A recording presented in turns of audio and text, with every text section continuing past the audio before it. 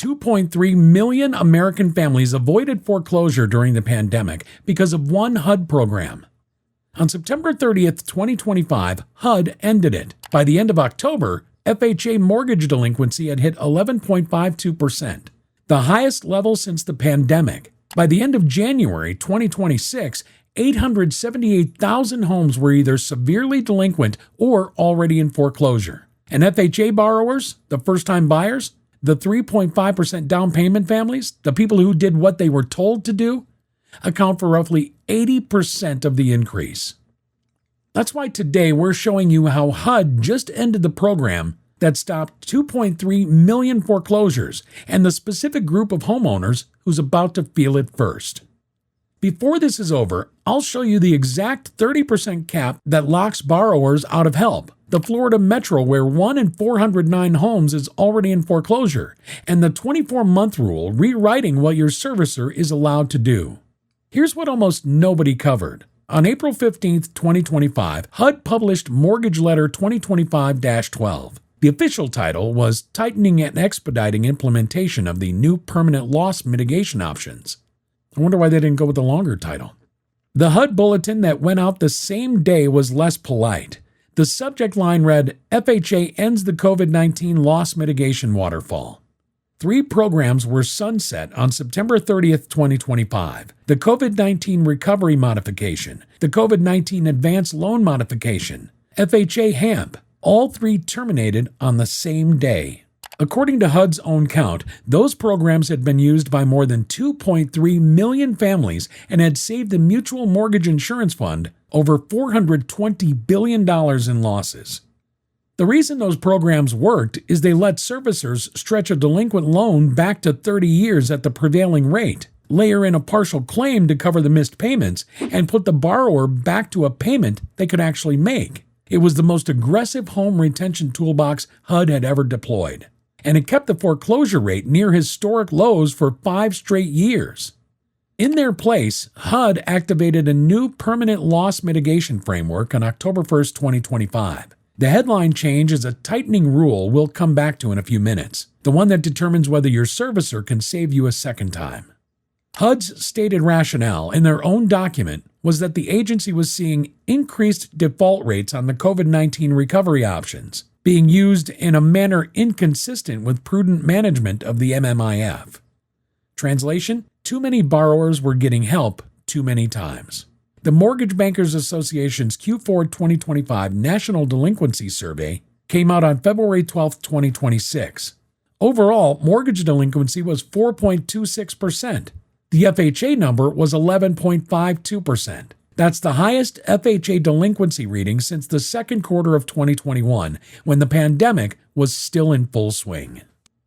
Marina Walsh, who runs the MBA's industry analysis, said the Q4 results were impacted by the expiration of pandemic-era FHA relief options, as well as disparities in the labor market. That is the closest a primary source comes to saying out loud what the data is already showing. The sunset is in the numbers.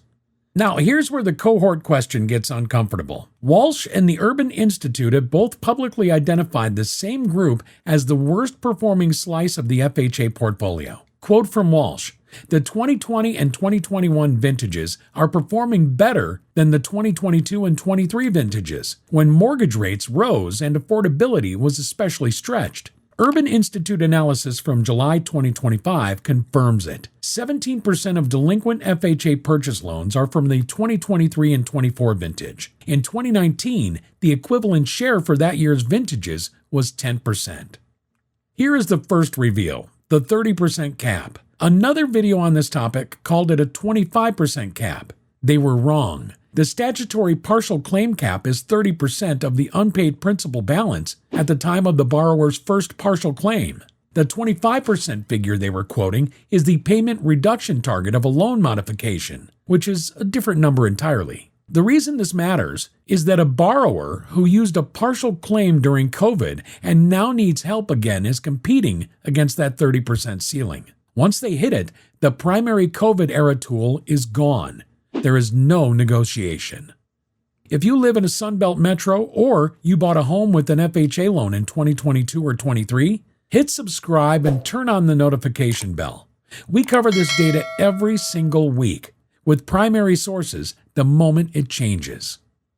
The Geographic story is the second reveal. Resi Club Analytics, using Intercontinental Exchange mortgage technology data from December 2025, published a list of metros with the highest share of underwater mortgages in America. Number 1 was Lakeland, Winter Haven, Florida, at 10.8%. Cape Coral came in second at 10.1%. Austin, Round Rock, Georgetown, third at 9.2%. San Antonio, Jacksonville, Northport, Sarasota, Colorado Springs, Tampa, St. Petersburg, every metro in the top 10 except one was a Sunbelt market. Then, Adam Data Solutions published their Q1 2026 U.S. foreclosure market report on April 16, 2026. National foreclosure filings hit 118,727 in the first quarter. That's up 26% year over year. Bank repossessions, the formal REO count, were up 45% year over year. And the metro at the top of the foreclosure rate list, Lakeland, Winter Haven, Florida.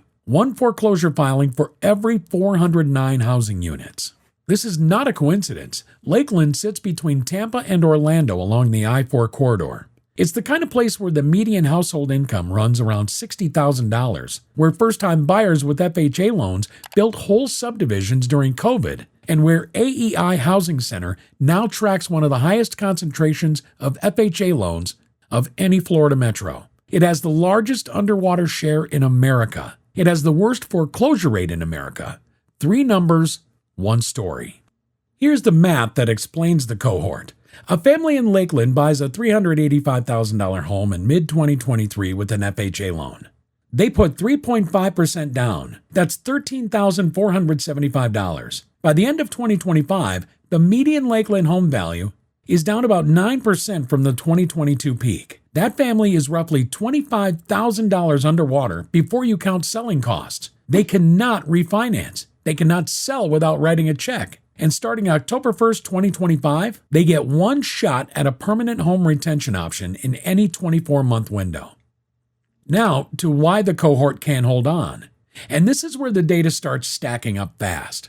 Cotality, formerly CoreLogic, reported that the average mortgage escrow amount increased 45% from 2019 to 2025. In Colorado, escrow jumped 77%. In Florida, 70%. Wyoming, 66%. That's the property tax and insurance shock landing in the monthly payment of every fixed-rate borrower, including the people who bought before the COVID price run-up. And wait, it gets worse. Adam's 2025 property tax analysis found the average single-family tax bill hit $4,427, with effective ratings at the highest level since 2020. Florida insurance has stabilized in 2025 after 3 years of double-digit increases, but the 2022 and 23 FHA cohort bought into the peak of that crisis. They're still carrying the embedded run-up in their monthly escrow. Then there's the New York Fed's Q4 2025 household debt and credit report. Wilbert Vanderklaw, the New York Fed's research director, said in February 2026 that delinquency rates are near historically normal levels, but the deterioration is concentrated in lower income areas and in areas with declining home prices. That's the exact Venn diagram the 2022 and 23 FHA cohort sits inside. And one more layer. According to Intercontinental Exchange Mortgage Technology's June 2025 Mortgage Monitor, roughly 20% of mortgage holders carry student loan debt. Among FHA borrowers, that share rises to nearly 30%. Federal student loan delinquency reporting resumed in 2025. Borrowers delinquent on student loans are up to 4 times more likely to be delinquent on their mortgage. Now, here's the take that might get us a lot of angry comments. But bring them on, we're ready. The 2026 foreclosure wave isn't being caused by the economy. The economy was the same on September 29, 2025, as it was on October 1, 2025. What changed was the policy. HUD looked at a 2.3 million household safety net and decided it was no longer prudent. The foreclosures that follow are not market events, they're policy outcomes. Drop a comment and tell us where you stand. Is HUD doing what a federal agency is supposed to do by sunsetting an emergency program? Or did they just light the fuse on a foreclosure wave for political theater? We read every comment on this channel.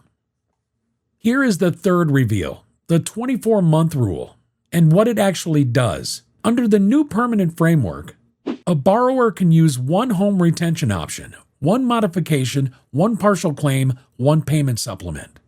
And then they're locked out for the next 24 months. Intercontinental Exchange Mortgage Technology published their April 2026 Mortgage Monitor showing that FHA cure rates, the percentage of delinquent borrowers who get back to current, have collapsed roughly 70% since the third quarter of 2025. That's not a statistic about new defaults. That's a statistic about borrowers no longer being rescued.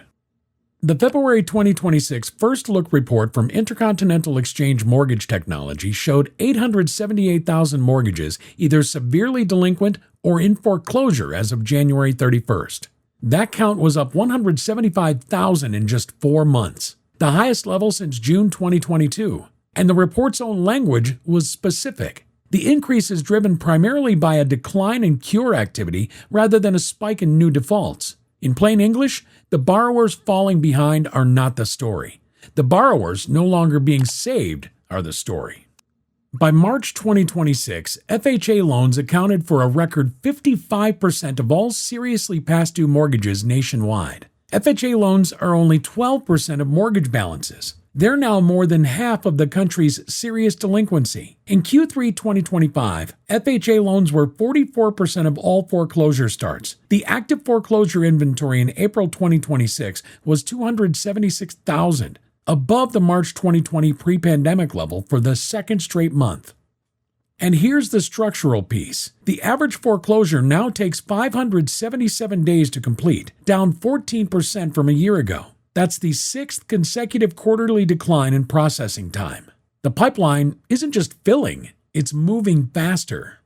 So here's what to actually do with this information, ranked by who has the most leverage to act right now. If you have an FHA loan from 2022 or 23 and you are current, the highest leverage move is to find out today whether you used a partial claim during COVID. Call your servicer. Ask them in writing where you stand against the 30% cap and how much of your remaining allowance is available. If you used it once already, the new 24-month rule means you have one shot at a permanent retention option, and the wrong choice could lock you out of help when you need it most.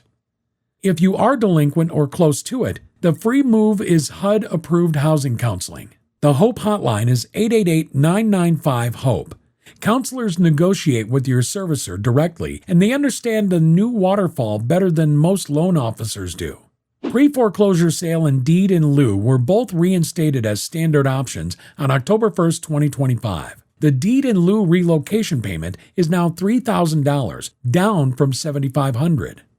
If you're a buyer with capital and patience, bank repossessions rose 45% in the first quarter of 2026 alone. HUD homes coming out of FHA foreclosures typically list 10 to 20% below market value. The pipeline is starting to deliver opportunities for the first time since 2012. The data is unambiguous. Cure rates are down 70%. Foreclosures are up 26%. FHA loans are now 55% of serious delinquency, and the safety net 2.3 million families used during the pandemic is officially gone. This isn't a foreclosure wave caused by the economy. This is a foreclosure wave caused by a 47-page document published on April 15, 2025. Coming up next, we're going inside the cure rate collapse, the exact service behavior that turned a 70% drop in rescue activity into the fastest moving foreclosure pipeline in 13 years, and the handful of mega servicers responsible for most of it. Subscribe and hit the notification bell so the next video lands in your feed the moment it drops, and watch this one next. We'll see you next time.